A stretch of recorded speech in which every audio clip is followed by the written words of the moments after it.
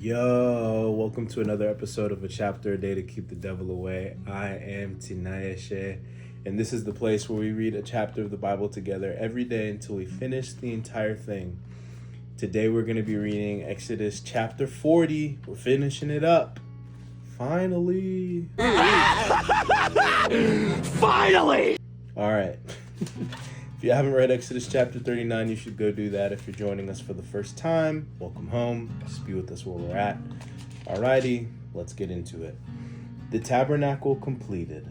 Then the Lord said to Moses, "Set up the tabernacle on the first day of the new year. Place the Ark of the Covenant inside, and install the inner curtain to enclose the Ark within the most holy place. Then bring in the table and arrange the utensils on it. And bring in the lampstand and set up the lamps. Place the gold incense altar in front of the Ark of the Covenant, then hang the curtain at the entrance of the tabernacle. Place the altar of burnt offering in front of the tabernacle entrance. Set the wash basin between the tabernacle and the altar and fill it with water. Then set up the courtyard around the outside of the tent and hang the curtain for the courtyard entrance. Take the anointing oil and anoint the tabernacle and all its furnishings to consecrate them and make them holy. Anoint the altar of burnt offering and its utensils to consecrate them. Then the altar will become absolutely holy. Next, anoint the wash basin and its stand to consecrate them. Present Aaron and his sons at the entrance of the tabernacle and wash them with water. Dress Aaron with the sacred garments and anoint him, consecrating him to serve me as a priest. Then present his sons and dress them in their tunics. Anoint them as you did their father, so they may also serve me as priests. With their anointing, Aaron's descendants are set apart for the priesthood forever, from generation to generation." Moses proceeded to do everything just as the Lord had commanded him. So the tabernacle was set up on the first day of the first month of the second year.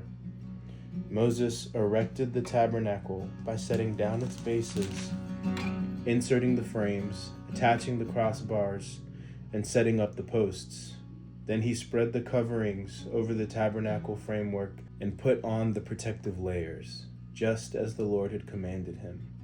He took the stone tablets inscribed with the terms of the covenant and placed them inside the ark. Then he attached the carrying poles to the ark, and he set the ark's cover, the place of atonement, on top of it. Then he brought the Ark of the Covenant into the tabernacle and hung the inner curtain to shield it from view, just as the Lord had commanded him. Next, Moses placed the table in the tabernacle along the north side of the holy place, just outside the inner curtain. And he arranged the bread of the presence on the table before the Lord, just as the Lord had commanded him. He set the lampstand in the tabernacle across from the table on the south side of the holy place. Then he lit the lamps in the Lord's presence, just as the Lord had commanded him. He also placed the gold incense altar in the tabernacle in the holy place in front of the inner curtain. On it he burned the fragrant incense, just as the Lord had commanded him. He hung the curtain at the entrance of the tabernacle, and he placed the altar of burnt offering near the tabernacle entrance. On it he offered a burnt offering and a grain offering, just as the Lord had commanded him. Next, Moses placed the wash basin between the tabernacle and the altar. He filled it with water so the priests could wash themselves. Moses and Aaron's sons used water from it to wash their hands and feet. Whenever they approached the altar and entered the tabernacle, they washed themselves, just as the Lord had commanded Moses. Then he hung the curtains forming the courtyard around the tabernacle and the altar, and he set up the curtain at the entrance of the courtyard. So at last Moses finished the work. The Lord's glory fills the tabernacle.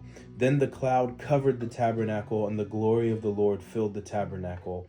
Moses could no longer enter the tabernacle because the cloud had settled down over it, and the glory of the Lord filled the tabernacle. Now, whenever the cloud lifted from the tabernacle, the people of Israel would set out on their journey following it. But if the cloud did not rise, they remained where they were until it lifted. The cloud of the Lord hovered over the tabernacle during the day, and at night fire glowed inside the cloud, so the whole family of Israel could see it. This continued throughout all their journeys. All right, we finished Exodus. My takeaway from this chapter is we're finally done with Exodus. This is the 90th episode, which is kind of crazy. 10 more and we'll reach 100, which is pretty wild. I'm excited to see where Leviticus takes us. But yeah, this journey from being in captivity, God's mighty hand saving the people of Israel, and seeing God prepare the people to prepare his dwelling place so that he can tabernacle among the people of Israel is pretty cool. So lots of intentionality, lots of metrics, lots of dimensions, lots of rules, but also lots of beauty. And I hope you got to see that as a result of our time together. All right, that's all I got for tonight. Love you. Peace.